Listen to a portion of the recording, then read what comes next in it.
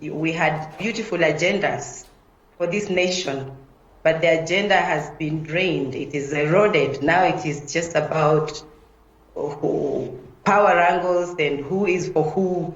If you are known to be belonging on the other maybe side of the wind blowing against, then you have to just receive the cane, you receive the whip. So with the, I don't think he's because he's been so vocal, he's been one who pages around and says anything. I think why should he be, safe? I don't think he will be safe in this, because the tire of that kind of politics has hit the road. And he should just be ready for it, because they said that they are ready for anything. So let's see how it goes. All right. Well, another story here away from matters politics. Well, it's still politics anyway. The headline reads, blow to Sonko as President seeks 26 billion for NMS. Basically, the story here, Catherine, talking about President Uhuru Kenyatta rendering embattled Nairobi Governor Mike Sonko a lame duck after he submitted to Parliament a budgetary request for the Nairobi Metropolitan Services, which has taken over key functions at City Hall. I mean, the president is very keen, rather, on getting his agenda across. It doesn't matter who has to get out of the way. Yeah, and that is how a leader should be, because if you've tried waters before and you've known they are shallow, why continue going? You need something deeper that can reach the people. So to me, the president is so fine on that. And for him to do that, he knows something we might not be knowing.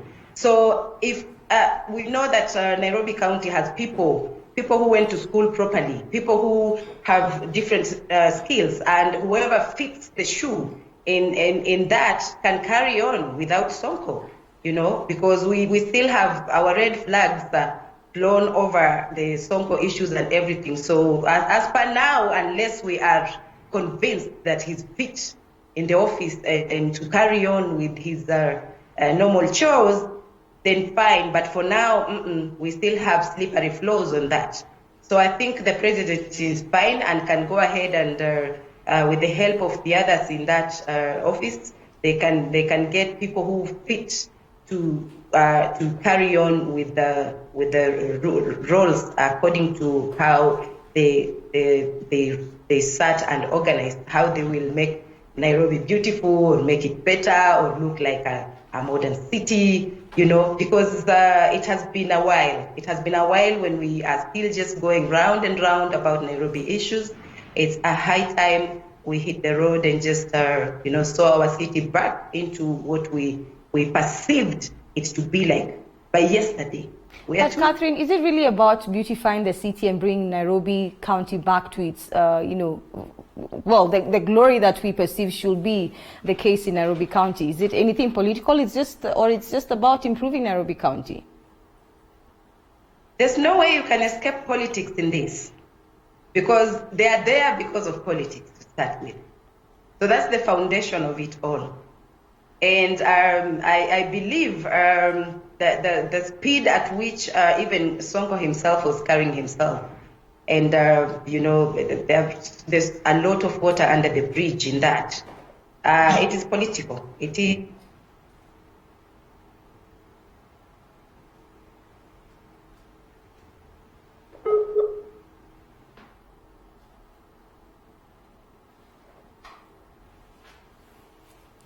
Well, we seem to have lost Catherine Omanyo there, but I just want us to perhaps take a short break, and when we return, trying to just get a hold of Catherine. If we don't get her, we'll just move on, but let's just take a short break. Morning Cafe will be back shortly after a breather.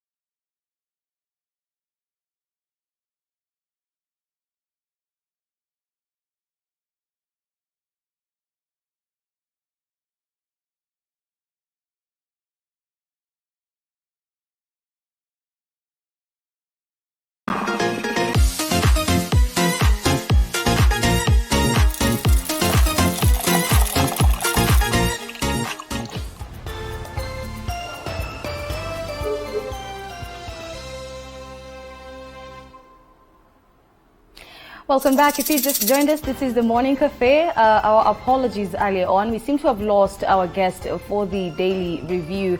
And I know the team is definitely working on it, trying to get her back. And I'm told by my director that Catherine is back. Catherine, are you there? I am sorry, my Wi-Fi, electricity, just, I'm so sorry. It happens. It's okay. Thank you. Well, Catherine, we were looking at this story. The blow to Sonko is present 26 billion for the Nairobi Metropolitan.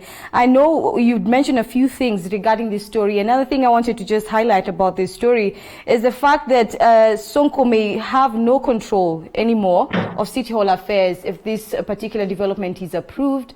And I just wanted to hear from you. What do you think then his political future will look like if then he loses control of City Hall affairs? The future for him is a bit bleak. It's a bit blurry unless he corrects where the rains started beating him, and quite fast. But looking into times as well, I don't think he has a lot to save. He has maybe he just needs to cling on somebody if he must be in politics. But I think his waters are stirred with a lot of dirt in it. And he just needs to, if I was him, I would be quiet for some time and try so much to go back and see how to maybe reclaim back.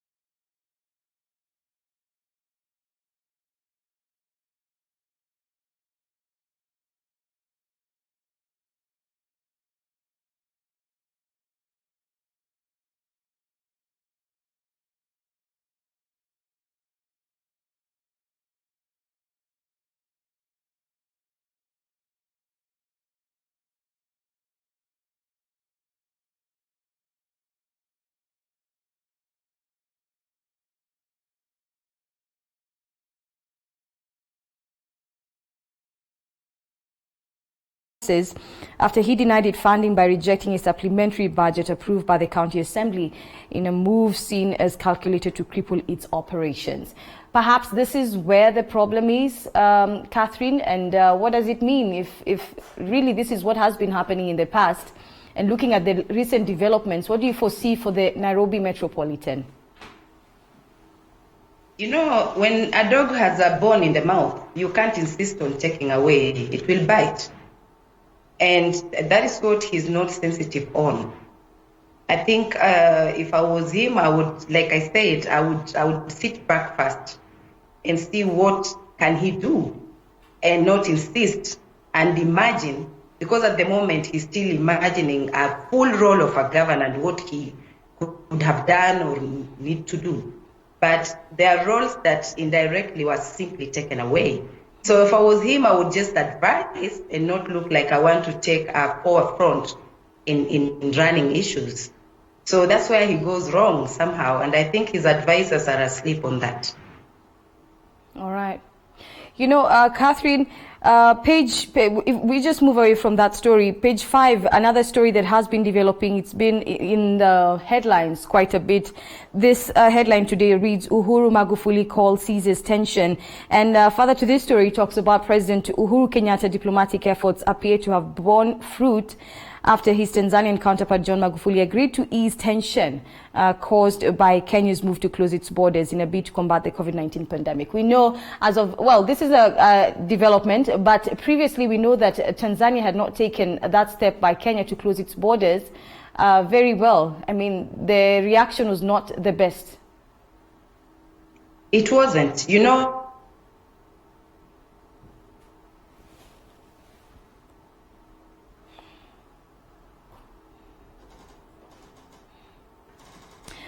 Well, again, we seem to have lost Catherine, but this story, I'm told Catherine is back again. Yeah, we are, as I said, we are defined by our bonds, not borders. And the two presidents have done good to move in fast and be friends, because Tanzania and Kenya are brothers, big brother and small sister, and we should be each other's keeper. So as we panic and our leaders trying to see which way to curb this menace, I think, first of all, peace is paramount.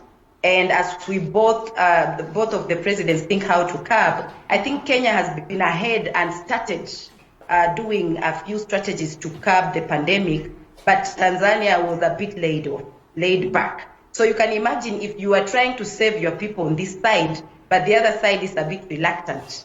That's where there is an issue. And then also where there were drivers who were tested, I think you remember that. And in Kenya, they were positive. But when they went back to Tanzania, it is said when they were tested, they turned out negative. So doubting issues and putting us on the map of people who might be lying around the world is where there was a hitch. But anyway, at the end of the day, we don't want to see our brothers in Tanzania also like wallowing in that miasma of ignorance. And it was a high time when our president started by blocking the borders, our side. I think he was at least also communicating to the other side that it's a high time you also did something, about this, because we cannot on our side be trying to curb the menace, and your side you're a bit reluctant and you still want your people to come in here. That means on our side, we would be doing zero work. We would not be doing a lot by letting some of the borders open, because when people on the other side are, very careless and then they come back to our side, they can easily, spread the disease. So somehow our president did good by telling them, look here, brother, I don't think we can smile on this. And like our proverbs say, you cannot smile at a drawn dagger. And that was a drawn dagger, because we have heard of Tanzania being a little bit reckless. All right. So anyway, they have already made it. They have spoken. And as they lay down their strategies on how we will all be safe, our transport minister and regional commissioners, I know they have ways on how we can all still do business as two nations, because we still need each other, and also how we cannot spread the disease. Well, another story here, Catherine, in page 13, talking about truck drivers recounting corona stigma harassment in Uganda. Given that there has been concern about the spread of coronavirus, especially amongst the truck drivers, we are seeing this story here talking about a 57-year-old Kenyan truck driver working with a Mombasa-based transportation and logistics company, says he has had a bitter experience in his recent trips to Uganda and back. I mean, what can we do to make sure each of us, each country, whether Uganda, Tanzania, Kenya, we do understand each other in terms of this fight against COVID-19? Because now we're talking about some truck drivers saying that they're not being treated well. We will always look at both sides of the spectrum. And whoever is looking into their business going down or being obstructed will always see harassment on that side. But on the other side, the government is into curbing the spread of the COVID-19. So any rules or regulations laid now, everybody, including the truck drivers, must adhere and adjust for this moment, because we are desperate to not allow any single person spreading around this disease. We're not saying we already suspect them, or even everybody's a suspect anyway, but everybody who is complaining that they are being targeted or harassed, I think they are not sensitive to what is going on. Having looked into other people who ran around and thought that they were clever and ended up dying or spreading out, the government all around the region East Africa should continue tightening the rope on that issue of people following regulations. They say they must be tested before they cross over, then it should be that way. It is not harassment. Catherine, given that what you're saying appears to be valid, but there's also the idea of stigmatization and humiliation. I think that's what this story also further is talking about, because some of the truck drivers allege that they're being humiliated at the borders just before they get into the other countries. In this case, the story talking about truck drivers traveling to Uganda. They are talking about stigma being, branded by the terms such as corona. Yes. I think this issue of stigma is slowly becoming an issue. Do you think? I was in quarantine myself, and so many times the waiters at the hotel called me by this name. They said, "Watu wa corona, you people with corona, you are being called." Sometimes when the doctors have come to check us or test us, and we are still in hotel rooms. So it hit me so bad at that time, but I understand that because of ignorance, people can brand you. So I know the humiliations they are talking about. It can be that being already branded that they have it and they know very well maybe they don't have.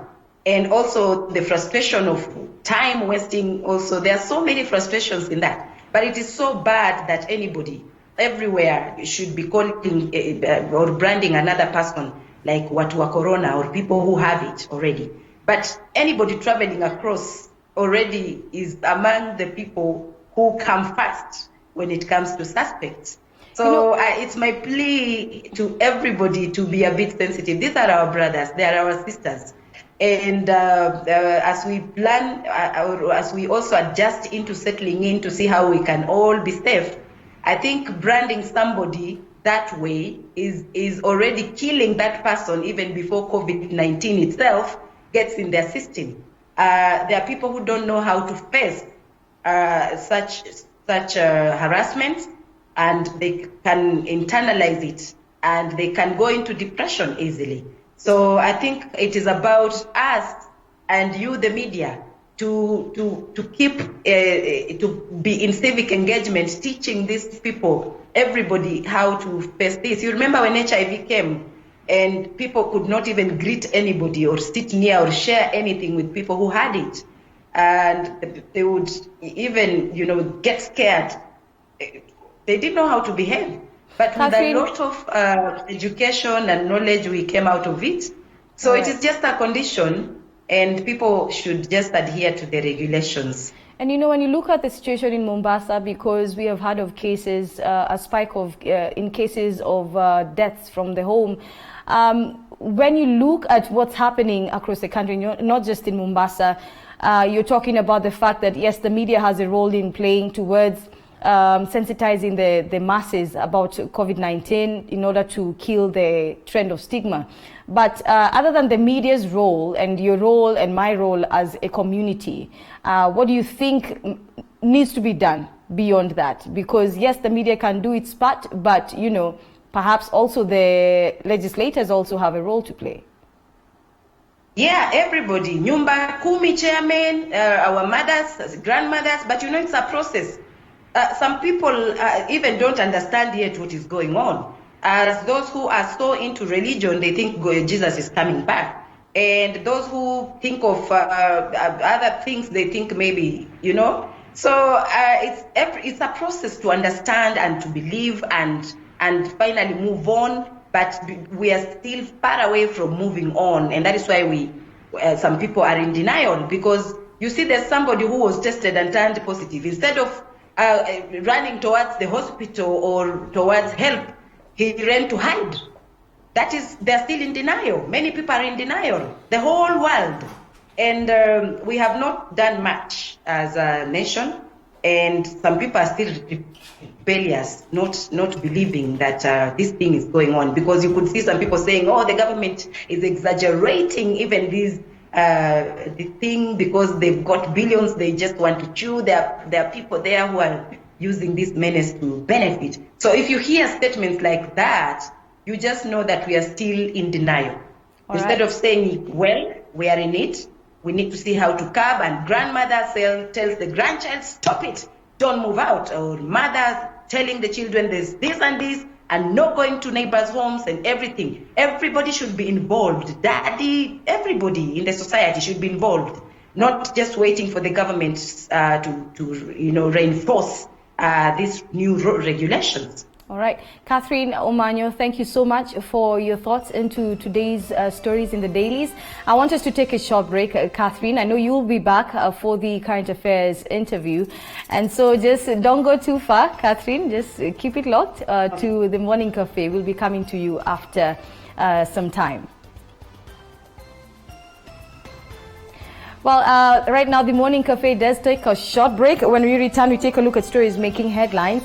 And of course, also we have a lifestyle interview about gambling and the effects of gambling on mental health. This is an interview you don't want to miss. So don't go too far. Keep it TV47 for the Morning Cafe.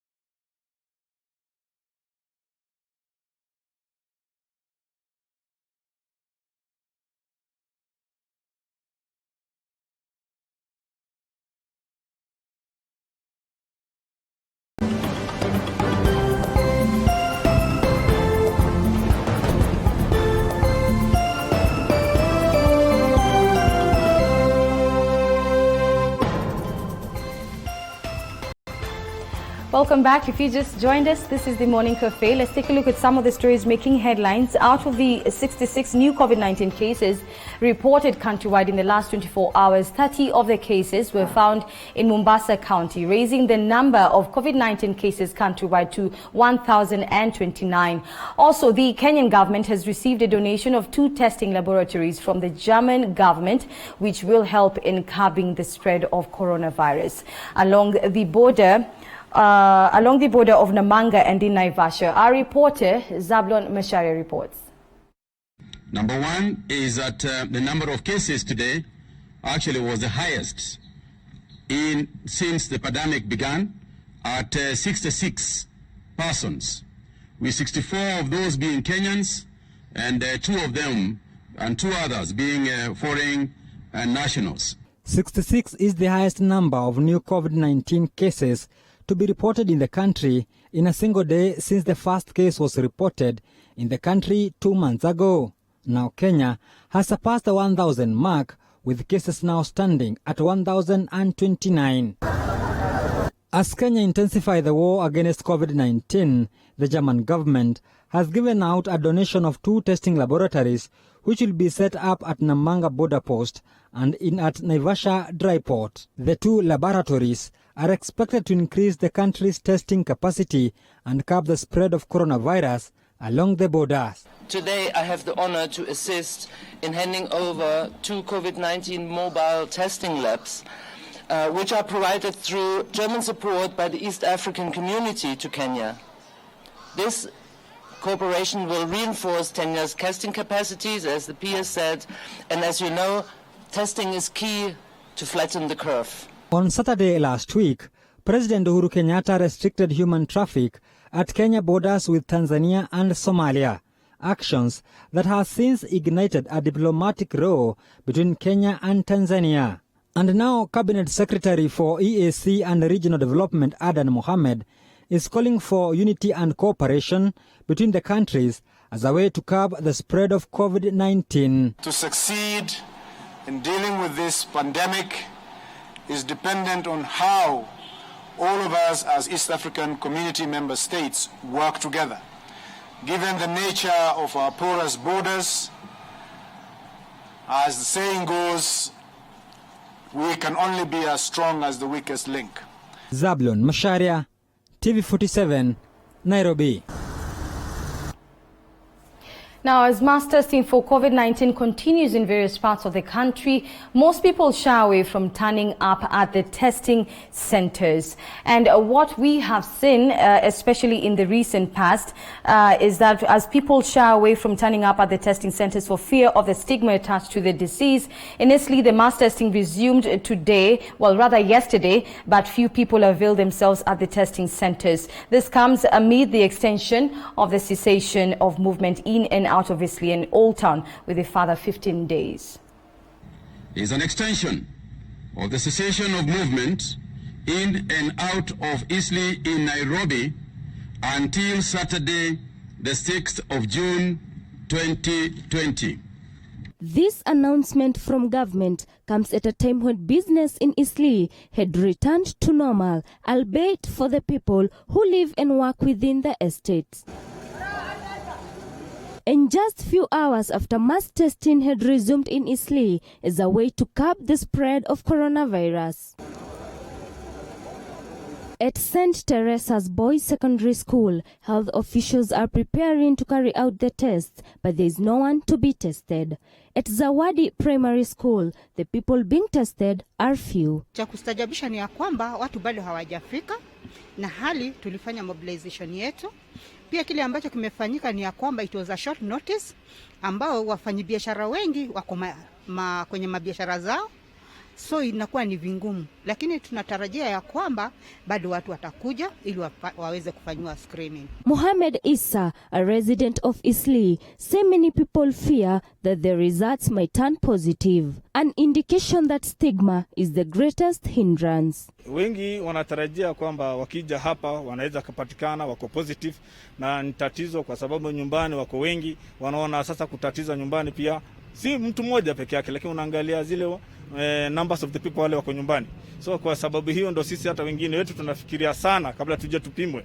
Kwa sababu huenda nikawa positive na nyumbani nilikuwa na watu 10 au 12, ni tatizo kwetu. Dr. Francis Tauwo from the Ministry of Health is urging Eastleigh residents to come out and be tested since it will help in the fight against COVID-19. Hapa hakuna cha kuogopa kwa sababu shughuli yenyewe haina uchungu, ni ile tu tunatoa sampuli moja kwa mapua, nyingine kwa mdomo, na kwa kweli haina uchungu, ni ile tu uoga ya kutojua.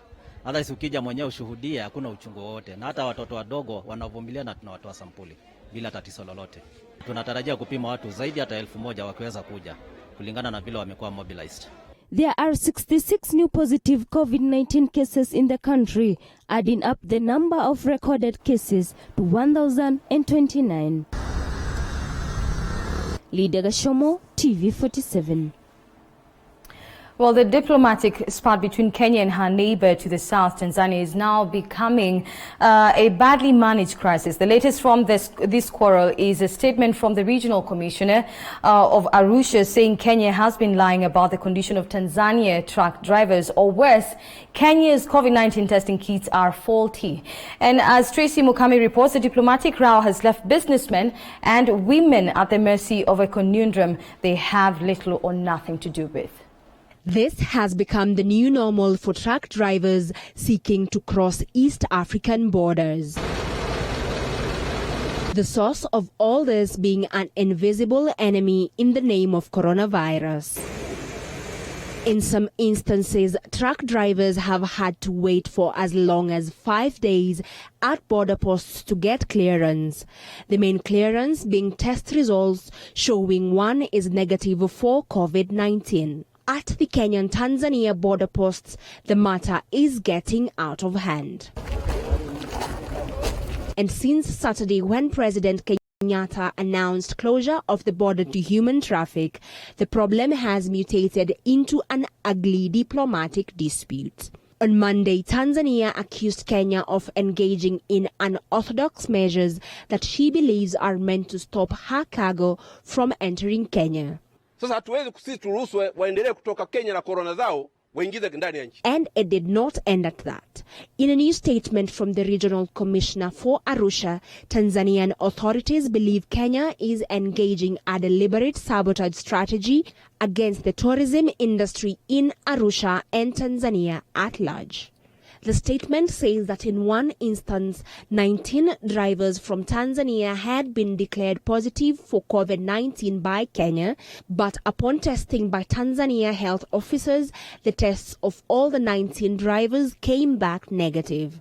Tanzania has begun testing Kenyan truck drivers too. And not only to keep their people safe, but also to prepare to receive tourists when the high tourism season reopens come this June 2020. It is a diplomatic spat that has seen Nairobi and Dar es Salaam flex muscles, with either side purporting to be making the best policies in the control of the pandemic. To succeed in dealing with this pandemic is dependent on how all of us as East African Community member states work together. Given the nature of our porous borders, as the saying goes, we can only be as strong as the weakest link. What they are not saying is that their independent, high-handed actions are hurting truck drivers and cross-border trade.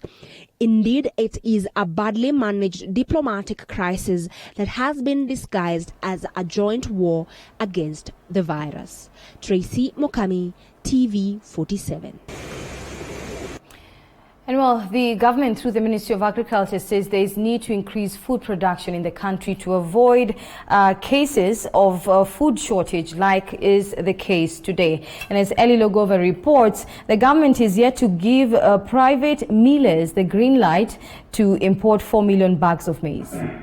Addressing media Wednesday, Agriculture CS Peter Munya admitted the country's food reserves are running low and focus has now shifted to importation of Kenya's staple food, maize. I wouldn't say we are 100% food secure. In fact, if you look at the aspirations of the agriculture growth and transformation strategy, is to help us become 100% food secure. we act. First of all, we don't produce enough food to feed ourselves, we have to import food. Now, in the current situation with the COVID-19, there are constraints, very many constraints in the supply chain that make it quite difficult to bring in the food that is supposed to come from outside. At the same time, also access what is outside, what is within the country. And that's why I've told you there is already a committee and a situation group that also has monitored the food situation weekly, and we get reports weekly to ensure that that food is available.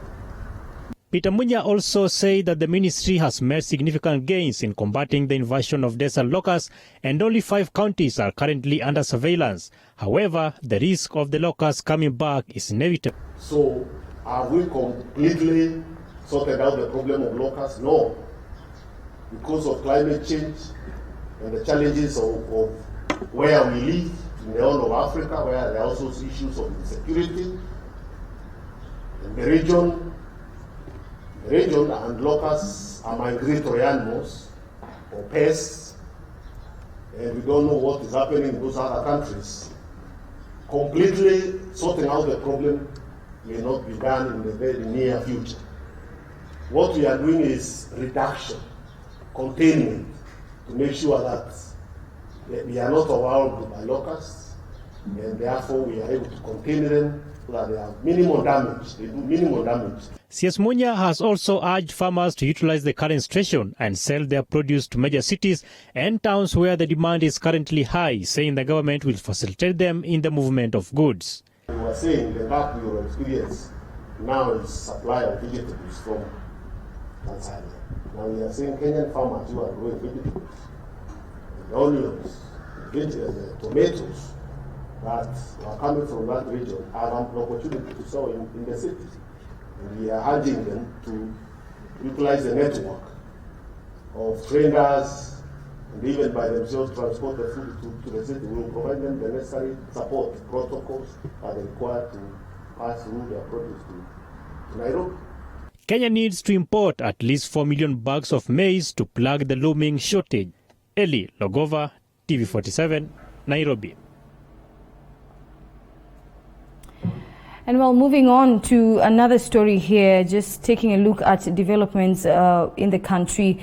We are seeing that marriage services have been suspended for a while, and this, according to the Attorney General's office, is because Kenyans have been flocking Sharia House lately, raising fears of the spread of coronavirus. I know Andrin Kilemi was covering that story, and we'll be sure to perhaps do more follow-up on that particular story.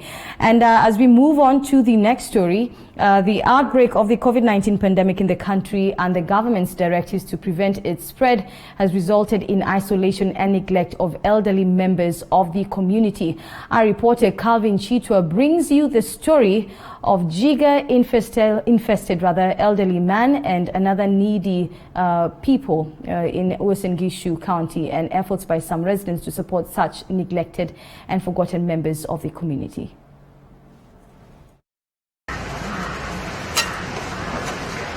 Ruben Chelal lights fire to warm his house following the heavy rains that have been pounding his village. The 75-year-old man stays alone in Bondeni, Uasin Gishu County. Shida yangu ni nyumba, kuweka mtope, tandikiwa na chakula ya kukula. This parcel of land was bought for him by his former employer after retiring as a herdsman. Sina uwezo lote ya nguvu ya kufanya kazi ya kutosheka. Chakula mpaka mimi naendanga tu napewa, mwingine anachotia kama kurukuru. His plight caught the attention of some residents from a church in the neighborhood, and they came to show compassion. Much as we are having the pandemic, the corona pandemic, as a problem now in Kenya and many other places of the world, there are such people who really need us. They quite need us. We should not forget them. We should actually help them. The administration of this place, I don't know how much you are doing for these people. Other people in our country, There are many people who are really suffering. And in Mwanzo, Shauri Yako, Mailinne, Kamukunji and Baharini estates also in Uasin Gishu, many elderly people are facing the same challenges of neglect by society and authorities. Unapata watu wengine ambao wako katika hali mbaya sana, na naomba yoyote yule ambaye ako na uwezo na na upendo pia wakaweze kuja ama waende sehemu zingine zile za Kenya. Watu wameathirika kabisa, hawana chakula, hawana, wengine ni wagonjwa. Hali ni sio nzuri vile. Hali sio nzuri. Naposema wagonjwa sio kwa sababu ya corona, lakini kwa sababu hawana pesa hata ya matibabu peke yake. Corona imeharibu kila kazi. Hata kijana yangu ni mkubwa, hana kazi, msichana ndio huyu. Sasa tunakaa tu hapa hivi. Some well-wishers have embarked on a campaign to sensitize the needy about measures to curb the spread of coronavirus. They move door to door, supporting the elderly with food as well as providing them with face masks. Calvin Chitwa, TV47, Uasin Gishu County. And well, that story brings us to a short break. Don't go too far. We'll be back shortly looking at some of the stories making headlines and a little bit more. So don't go too far. Stay tuned.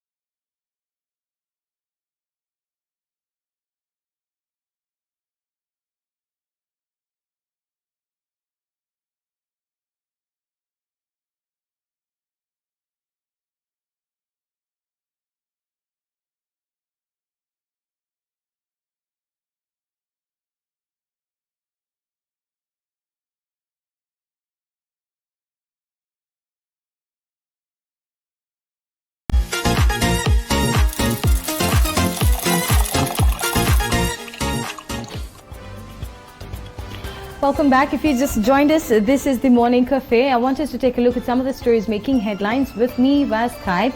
In studio is Catherine Omayo, and she's basically telling us a little bit more about these stories. She is a political analyst. Catherine, so good to see you again. Yes, I'm excited. I know a lot has been happening, especially as far as the Kenya-Tanzania border mess is concerned. And I know that President Magufuli on Wednesday, that's yesterday, said that he has spoken to President Kenyatta and over the ongoing border problems. Are we saying that perhaps the mess that was developing from what was becoming sort of like a frosty relationship between the two countries is now coming to an end? Yes, because our enemy here is not us, the two countries. Our enemy here is COVID-19. And we can't afford at this moment to introduce a problem into a problem, because we already have a problem with us. So the two countries should be looking into solutions and not having wrangles and making our friendship, our bond worse. So it is a very good step that the two leaders have taken to do away with the purported problem that was brewing and just see how do we solve, because our nations still need to do business. And for President Magufuli to stretch out a hand and reach out, his brother Uhuru and talk, that is good. That is even maturity. So both countries should take this very serious, because looking into how careless all of us are, especially the citizens, our presidents should be more firmer and be more vigilant and be ahead of everything to curb it. So it is good that they spoke. One thing after talking, it just calms everything, because you can see even other junior officers in Tanzania had started also throwing a few words here and there. And it is good that our side, we didn't have any officers doing that. So we need peace first, and then we can think of solutions. Right now, we do not want anything to be part of a problem again. We already have a problem. Okay. Well, Catherine, at the center of these talks, trying to bring what looks like a reconciliation, is of course the issue of trade. We do not want to kill the trade between the two countries. I just want you to help us understand the significance of trade between Kenya and Tanzania on both economies, especially let's look at the Kenyan economy. Yeah, if we are not careful, our trade, our businesses will go down, and most of us Kenyans do business with our neighboring countries, and that is why our economy has been going up. So it is one of our way of surviving too. We wouldn't love to spoil the hand or cut off the hand that feeds us. Somehow you might be thinking we are ahead. Yes, our shilling is stronger, but what makes it stronger? By doing trade, by doing business. So the person you do business with, the first thing you wouldn't do is to cut them off. So this friendship is very vital to both countries. They need us, and we need them. And I think for us to continue surviving, especially this season that is a bit tough, we should somehow negotiate, look on strategies or ways of still doing business, but not endangering each other's health. So that is where there is a problem, but I think trade is important to look into, to continue hanging on.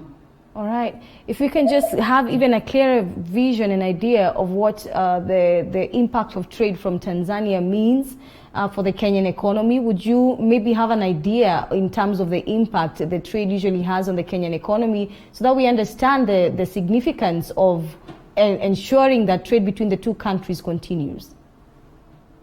If you look into, apart from Tanzania, these other nations around us, they depend on Kenya more.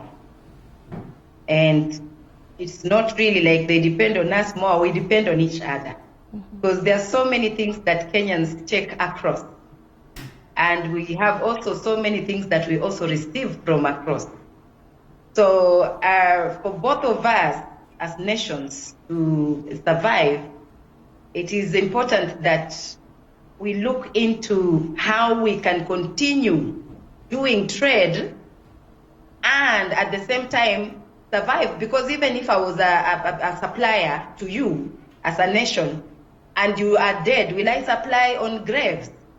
So the problem here is COVID-19. That is where we stress more and highlight because we need each other, yes. Trade must go on, yes. But then there was this tussle of who is spreading where and who's bringing this disease where, because there's a time Tanzania was saying it's Kenyans spreading COVID-19 in their country. And as we are saying, they're not very careful. They are also bringing it back or something like that. Sorry for my framing, but that is where there was a problem. But if we don't continue doing business, there are things that will get stuck in both countries. There are things that Tanzania need from Kenya, and there are things that Kenya needs from Tanzania. So we will both get stuck. And that is why you are seeing even all over the world, some people like President Trump trying to see, oh, we might open the border soon. Why? There are things that they need that they don't have, and they depend on the other nations. So all of us need each other, and trade must keep going on, or we will start going down into a brink because something is not moving or something is missing, and people will start dying. Okay. Well, Catherine, let's move away from the Kenya-Tanzania border mess and look at why the youth are being called, or rather termed, as COVID-19 carriers. You look at the Kenyan population, of course, a majority of the population, over 50%, is made up of the youth. And then now the Ministry of Health saying that they are considered the super spreaders of COVID-19. What does that mean for the country? And it's in its fight against COVID-19. Most of them are very active. If you look at that age bracket, they're still very active. They get bored with doing one thing. It's not like an elderly person who can easily stay in the house the whole day and be fine. That age bracket is still hyperactive, and they want to try things. They want to sneak around, and they're a bit rebellious at the same time. And it's like, almost a cat and mouse game. So they might not know that we have asymptomatic kind of. There are people who have the virus, but it doesn't show. They don't feel sick.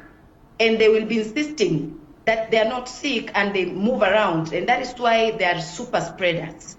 So that is why I said earlier, I wish the media and other stakeholders, social workers, would have gone round and educated people that even if you don't have a fever or those symptoms that are associated with COVID-19, you can still be having it. And that is why it's important to keep a meter away, to try and stay home if you have nothing to do. Because if you look into the towns right now, you'll see majority are those. And that is why they might be spreading unknowingly because of those asymptomatic, situation. So they just have to be aware of it by force, by fire. I don't know how we will do it, but I think one time every newspaper, every media should just say this age bracket is actually a problem. So sounds like you're talking about sensitization and dissemination of information as far as COVID-19 is concerned, everything that pertains COVID-19, so that we can be able to fight the virus better, especially among the youth. But over and above, dissemination of information, there's also policies. Legislators, I think, have a better chance, well, I would think, at making sure that, the youth do adhere to the containment measures. What would you think perhaps would be the role of legislators at this moment as people who Kenyans look up to? Most of the new regulations that have been put in place are not so adhered to. Even right now, if you get out of your office, you'll find people with no masks. And most of them, they get bored. They put their mask below their chin. It's like they're suffocating. So some of these legislations that have been put across have yes, been put there, but they are not well implemented or affirmed. So many people know on humanitarian ground somebody will understand, and that is why they are flouting these regulations. But I think if the government hardened more, people will be more serious. When we began, the curfew began, it was a bit brutal, but see how it worked. By 7, everybody, you will be seeing they're running home. They're really trying to go home. So as much as we say that the youths are the super spreaders here, I think also some of the regulations are being flouted because somehow we are a bit relaxed. And if we really are all serious about curbing this menace, nobody should be spared, even the youth or any other bracket of age. Okay. Everybody should stick and just observe and also try to look out who is flouting them. Because I can have a brother or a friend who's not observing those rules and regulations. And I will be very serious with them and say, don't come here, don't talk to me, don't come near me if you do not want to be in a mask. Or you are just, trying to loiter, you are idle, go home, Mm-hmm. Well, Catherine, let's move on to another story here, talking about no marriage services for now. Not so good news for for those who are planning to tie the knot, as the AG's office has temporarily suspended marriage services. Yeah, it's a blow. It's a blow to couples. When love is in the air, sometimes you don't want any delays. You just want that day to come, and you keep counting down days. So if it is day 2, then 1, and then you're told no until further notice, it's a blow. And I don't know why it has taken too long for that section, marriage section, to not come up with a way or even spread out offices. It's not a must one office to handle it, because we have so many offices at Sharia House that could handle that. And apart from Sharia House, we have other offices that are just idle, public offices. They can say, apart from this office, we have office A, B, C, D, and it shouldn't have taken this long, because it's almost now 3 months. So somehow that office is to blame a little for delaying people. And quarantine has helped a little for bonding people. That is why we have so many cases, people getting married, which I take it positive. But now again, with these delays, I think it's a blow. It's a blow to the couples. So I think they should hurry up. It's somebody's right to move on in their lives, get married, settle, regardless of the pandemic. It's a big blow, actually. If it was me, I would be crying.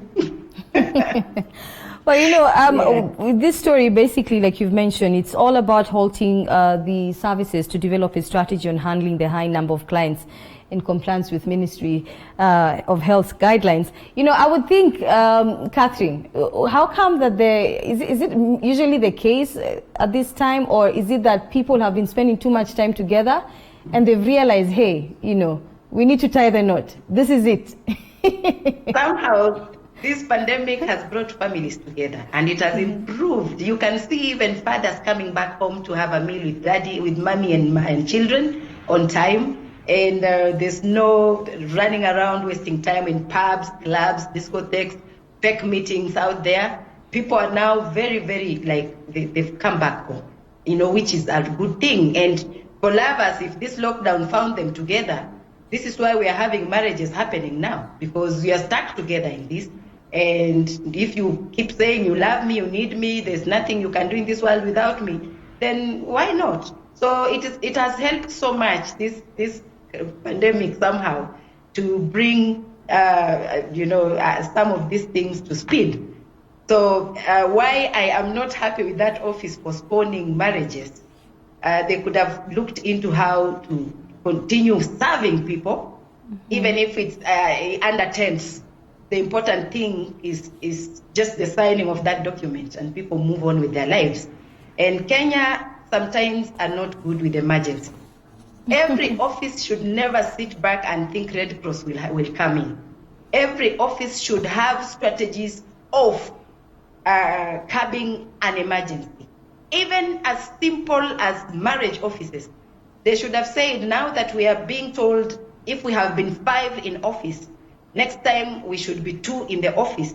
Then if we are 2, how many can we handle? Or if we are only 5 who can handle these cases, then how many more rooms in government don't handle such cases but are idle? Can we use those rooms? Then they spread out instead of postponing marriages. It is not good.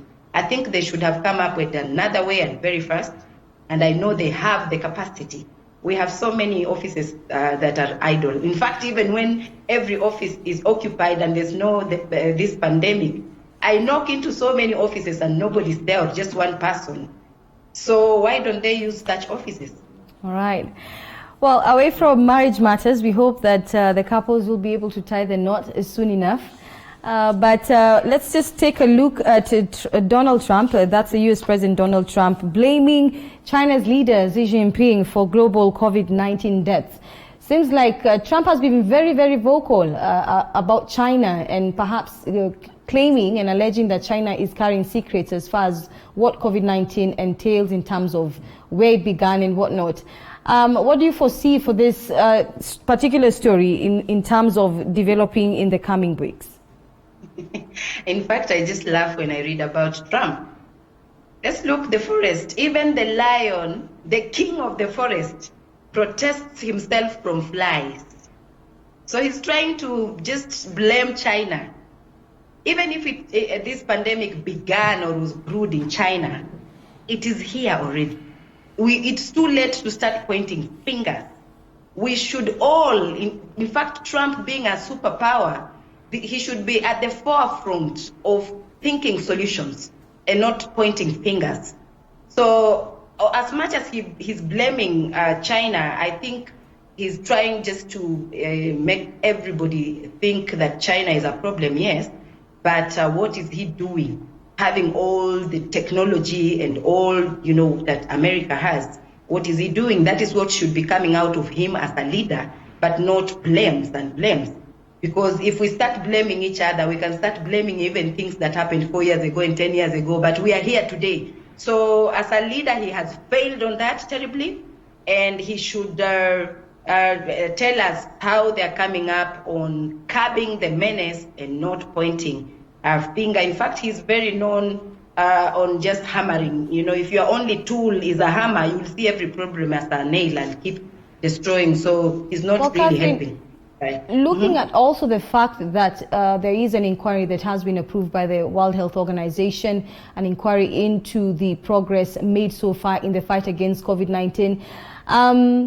There is a growing concern globally about China's handling of COVID-19 and the fact that some countries feel that China is not saying everything about COVID-19. So as much as we're seeing also Donald Trump, do you think perhaps maybe he has a point towards in the direction of maybe there's something China is not telling the world? It is a sensitive issue. Maybe as they try, they keep testing and trying things, they might need to hold it on until it works. But I'm not saying that they might be holding on, but if there's any way that can help, why is also China not, being so generous with everybody else? I think when they were blamed and all that, it put them in a corner to not go out there and maybe do tests or try and also come out with solutions. Maybe they think they'll be bashed more in case it doesn't work. So there might be so many reasons why a nation can hold on information that is important. And everybody doesn't know. I think going back to Trump, by trying to refuse to support World Health Organization, that's where the problem is. Somebody might think they're okay now, but tomorrow they might not be okay.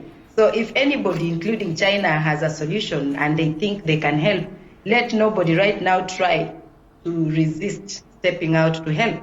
So somehow, okay, Trump can point fingers, but if China also are fighting for this power, what they want to be the superpower, then they should be ahead of everybody and come up with a solution and let us, all benefit. All right. Well, if you look further into this story, I do not know what to make of it in terms of the inquiry. and perhaps China's response to the claims by Donald Trump. But looking at what has been happening, Catherine, globally and the development on this particular story, now we are seeing Trump blaming Beijing for the global deaths. Do you think perhaps, there's information that will emerge sometime soon regarding the COVID-19 pandemic? Somebody knows something already. And there's something that that both countries know better. And with that, as they keep poking each other, throwing a stone in a beehive, somebody will cough out the truth, because you can't hide the truth even for long. So Trump might be knowing something, but doesn't have proper facts. And China are afraid somewhere, in case the whole world blames them for this. It's already blaming them, yes, but they're playing safe. And it's not helping at all. So I think the fact remains, who knows what that country is in China. Brood all this and spread out. They could have come out first and not allowed even their planes from flying out and not allowing their people from getting out completely. They could have locked down their country in advance. December was the time this was happening. So why are they still allowing other countries to receive their planes? They could have started earlier. So somehow actually China has brought this trouble, and they should be in the forefront to bring solutions very fast.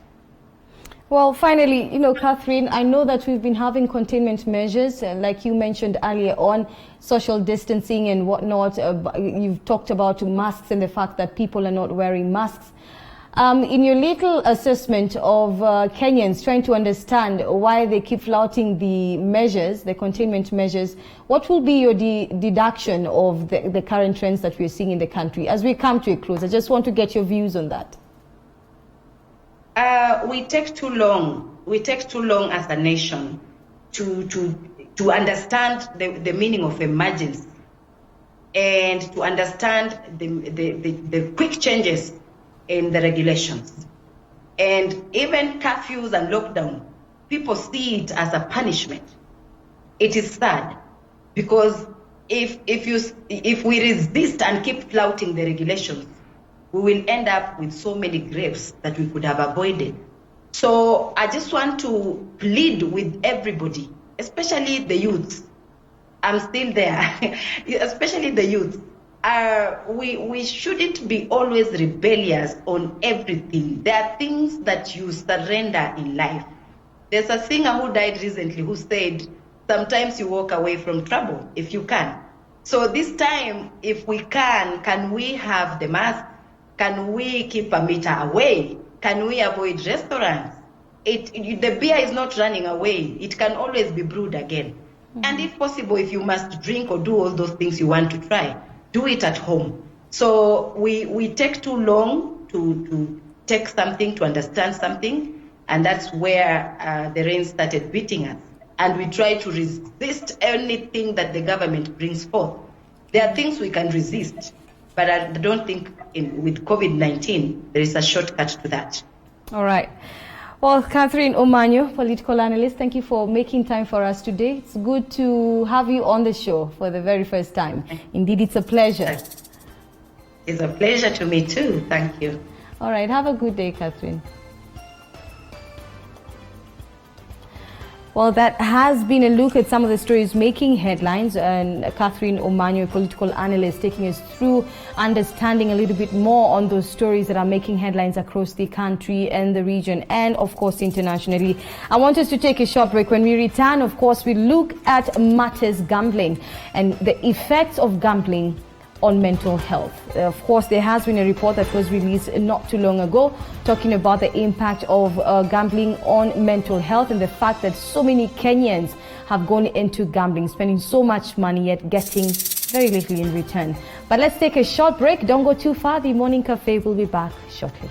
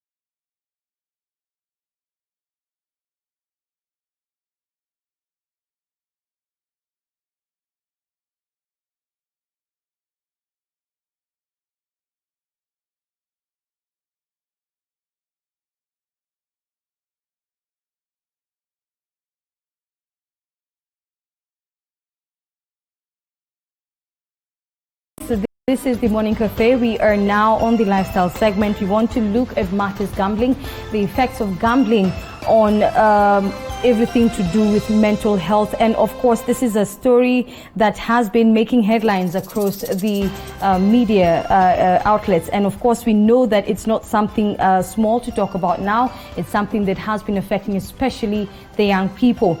And in studio, we have a lady here who will tell us a little bit more about this particular matter. Her name is Jane Gasheru, who is a counseling psychologist. Jane, how are you doing? I'm well, thank you. Jane, looking at the current status in the country, talk about the population in Kenya being approximately, millions of people, of course, and talking about the adult population in this case, you're talking about 35 million. This is according to the 2019 population census done by the Kenya National Bureau of Statistics. And when you look at this population and you look at the fact that so many people have gone into gambling, what would you say is one of the main reasons why so many people have considered gambling as though it's a sort of career and source of livelihood? All right. Well, one of the major reasons why, and it's because, of course, you will notice that a greater percentage of the population that gambles is the youth, majorly between the age of 18 and 35, but we also have people above that age doing the same. But it's, of course, joblessness, which eventually leads to a feeling of stress. And so you'll find that most people gamble as a way of they're looking for an escape or a way out of their hopelessness. And so they look to gambling as a way of occupying themselves, although, of course, the high is temporary. It's only for a short while. That is actually one of the major reasons. And, of course, there is also some people who will say it's because it provides them with an avenue where they can socialize with other people when they meet, especially in those places where, like they have places where they can go and gamble along with other people. Those are some of the major reasons that people will report for wanting to gamble. And when you look at the fact that you're mentioning, so many people are looking for money, they're not doing so well, they don't have, maybe jobs and whatnot, then looking at the situation and having been on the ground to meet some of these people who are now battling different conditions because of issues to do with gambling, where would you say we're missing the point as a country in addressing this issue of gambling? One is, of course, the fact that there is a gap in terms of mentoring the youth, because you'll find that most youth will gamble simply because they are thinking of the reward that might be there in future. I'm going to win this big money and I'll be able to do so much in a very short period of time. Even when you look at other from that, they want to achieve so much. So the youth has been a problem. I think that is one of the ways society will feel that. But of course, there is also the issue of joblessness, in the sense that in as much as we do not have a lot of white people in our economy, but again, we have not been able to have that gap covered, whereby although we are seeing people trying to do the same, whereby the youth are being trained on how they can actually earn an income through other activities like farming or maybe setting up businesses. So those are some of the areas that have really been a struggle. If only we could fill those gaps in terms of mentorship and training for the youth, for them to know that there is much more they can do with their lives, then I think we'll be able to deal with some of the cases of gambling that we are seeing. Well, Jane, unfortunately, I'm seeing here we're having a bit of a technical hitch with the pictures, but it seems like the picture is getting better. I was just about to take a break to give you time to maybe fix up, the reception. But you're mentioning quite important key points there. And you're talking about the fact that most of them, like you mentioned earlier on, they're trying to look for another way to make a living. You've mentioned the issue of mentorship, which is so big for the country right now, because as much as we talk about helping the young people find their purpose or destiny, or in terms of maybe finding something that they can do, we still need mentorship. So what do we do as a country? Because as much as we're talking about also youth unemployment, which has been a sore issue, what would you say would be the ideal situation in the country as far as providing this mentorship to the young people? I think what is important is that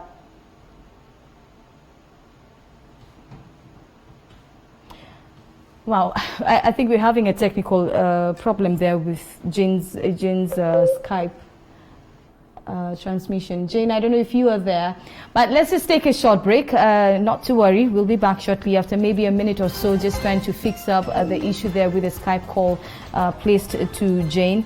So Morning Cafe will now take a short break, but don't go too far. We'll be back with this all-important discussion.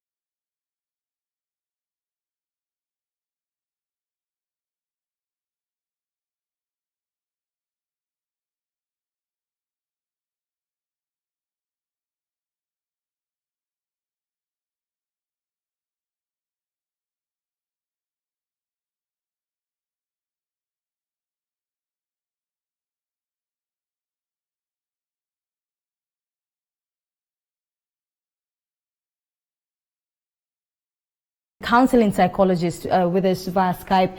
And Jane, you were talking about the fact that there was an issue of mentorship, and I think I'd posed the question to you, just trying to find out, the ideal situation. Well, let's not just even touch on gambling alone. There's been a lot of issues that have been, that the youth have been grappling with in the country. Talk about youth unemployment, and you've mentioned something very key, mentorship. So where do we begin as a country to provide this all-needed mentorship to the young people?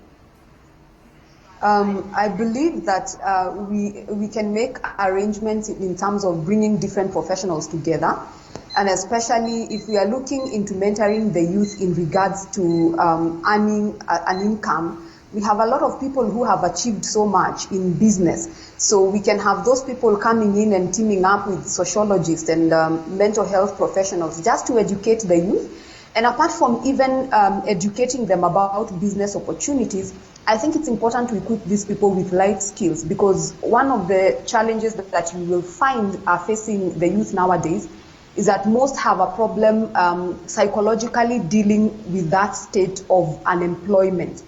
So you will find a college graduate who, after leaving university or college, and they have these high expectations of getting a job, and they don't get one, we are seeing a lot of them, of course, going into alcoholism, substance abuse, crime. Some of them are descending into a state of hopelessness.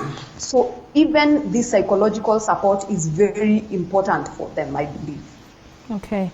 And when we look at the situation as it is in the country, let's talk about mental health. What have you witnessed as far as the effects of gambling on mental health is concerned in the country? A lot, because it's leaving them in deplorable conditions. One of the things that you will notice with gaming is that it tends to cause a state of hopelessness. The hopelessness will come in because this is an individual who went in with such high expectations. They're expecting maybe to win big. And then when they do not win, what happens, and especially, remember, they are not only losing, it's not just about not winning, they're also losing money in the process. So eventually this person begins to feel very bad about themselves, and descending into this state of hopelessness and despair might actually cause depression in the long term. And apart from depression, remember, this is a person who also is likely to have a very poor sense of self-esteem, because we tend to get our self-esteem from our achievements. So when we do not achieve what we wanted to achieve, it becomes a problem. There is also the suicidal ideation. Mostly when human beings are faced with that state of hopelessness, most people tend to start thinking about suicide as a way out. And remember, again, here we are talking about individuals who are going into gaming because they are looking for a simple way out. So you can imagine this person now becoming depressed, becoming hopeless and frustrated by that. Most of the time, you will, again, it's not surprising to see this person now even contemplating suicide as a result of this frustration. You know, listening to you, one would question, you know, the need of having betting companies. I mean, some have questioned why we should even have them in the first place. Or perhaps is it a matter of regulating how they operate? And, you know, what would you say would be the way forward? I mean, because, of course, betting companies, most of them will not close down. So then what do we do?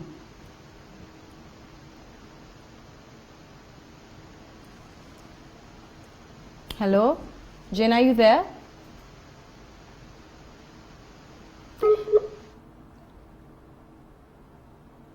Well, talking about effects of gambling, and Jane, they're giving some very, very important sentiments there. I know we're having a bit of a technical challenge with the network. I think she had mentioned it's a network issue from her end. But I'm sure as my producer tries to figure out the next step, I know that we'll be trying to get Jane, and I know that the team is on it right now. I don't know if my director will allow us to take a break. We try and figure out the next step and just see if we can get Jane back. But I'm being told that Jane is coming back in a moment. And I know, again, let me just mention, Jane has mentioned quite important issues there, talking about effects of gambling on the issue of mental health, especially among the youth. Key issues she's mentioned there. Effects of gambling on mental health, very, very synonymous amongst the young people. Of course, she's mentioned the issue here with the young people is the fact that they do not have enough mentorship, which is something very important for the country. And of course, perhaps the government to consider, talk about matters youth unemployment, and youth unemployment being a key issue here, making most of them to go into gambling. But I'm told that we have gotten Jane back.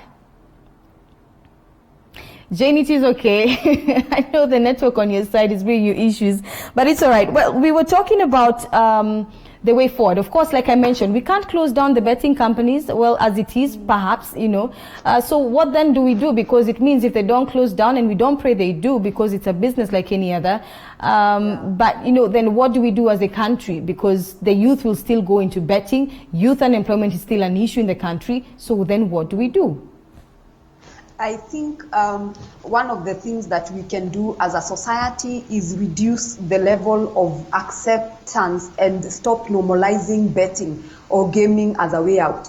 Because again, you find that that is one of the major factors that is really making this practice, or is making this to be common practice amongst our youth. So even as parents and guardians, and the society as a whole, you know, there are so many avenues where we can talk to the youth, and not just talk to the youth, but even the rest of society needs to be our own model in terms of reducing the level of acceptance and normalizing that is there in as far as gaming is concerned. Because I think one of the major challenges that are there is that it's like basically this thing has been let loose. It's like, you know, it's running wild. Even the old, like you will find even men above the age of 40 again still doing it. So why wouldn't an 18-year-old or a 20-year-old who thinks it's the normal way out? By the way, we also have professionals who bet. So sometimes it goes even beyond the joblessness. So I think it's actually how society perceives it that we need to change. Everybody needs to get involved in terms of making it clear that it is actually not something that is helpful to anyone at all. Mm-hmm. You know, if then it's a matter of changing the perception of betting in the country, then who is key in changing this perception? We have very many avenues, which we call avenues of socialization. I think the media is one, which is, I think, great that you are actually doing this. We also have parents parents in the society as a whole, most of the times you will find that parents do not even address the issue of gambling because people don't think it's a big deal, because they haven't gotten to see just how much it is making our young people to lose out on so many other things that they could be doing at this point in their lives, especially with the kind of energy that they have. So we have parents, we have media, we have also religion as a way out. And what you will see is that in religions where people actually are very careful to educate their people about certain things, then you will find that you have less incidents of such unacceptable practices in that particular society. So, and the parents, of course, and the society as a whole is not just about talking to the youth. That's why I'm emphasizing on modeling. You can't be telling a young person to not do what you are also doing. So also serving as role models for the elders in our society. I think when we come together this way, then we can provide a holistic approach, not just talking to the young people alone, but talking to everybody so that they can really understand what this is all about and, of course, the repercussions, and just encouraging everyone to be involved in helping the youth to also, not get involved. Jane, I want you to speak to that gentleman or lady who has gone into gambling. We know gambling can become an addiction. Mm-hmm. If they want to get out of this addiction, what would you say is the first step? Where do they begin? All right. So yes, you're right that it can become an addiction. And one of the ways to actually deal with this addiction is to look for help. It is one of the things that you can't do by yourself if you're already addicted, because it's the same as getting addicted to alcohol. So look for help. We have a lot of counselors right now coming out, and counseling is now more than ever being made available and publicized. So you can look for help because you can look for help from counselors. Get support from your family members as well, because one of the things that you will notice about addiction is that it is maintained by the fact that most people who are addicts tend to keep it a secret from other people. So actually speaking up about it, owning up is the first step. And then now you can get your family members to support you in terms of getting help from a counselor. All right. Jane Gacheru, such a great insight into this topic today. Thank you so much for making time, Jane. You're welcome. All right, have a good day. You too. Jane Gacheru, a counseling psychologist, talking to us about matters, effects of gambling on mental health, key issues she's mentioned there, and I hope that you have been listening. We hope that the government also has been listening to TV47 today, just to learn a little bit more about the current situation, and perhaps looking at the advice that Jane has given, there's one or two things we can pick up as a nation on how to address the addiction of gambling. Thank you for watching. My name is Leah Ngare. This has been the Morning Cafe. As always, it's a pleasure to have you join us. Until tomorrow, same time, same place, 7 a.m. right here on TV47. Have a good day.